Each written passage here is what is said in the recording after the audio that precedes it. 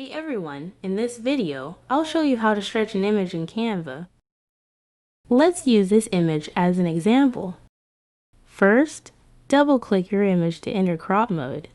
Grab any corner and pull inward until you see those round white dots appear.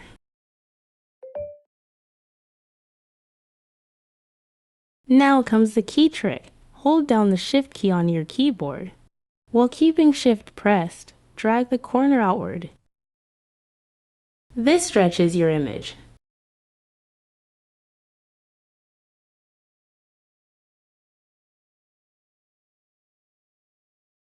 Click Done to confirm. Then simply pull the edges to extend your stretch image as needed. That's all it takes to get perfect stretched effects while maintaining image quality. For more Canva design hacks, don't forget to subscribe. Happy editing!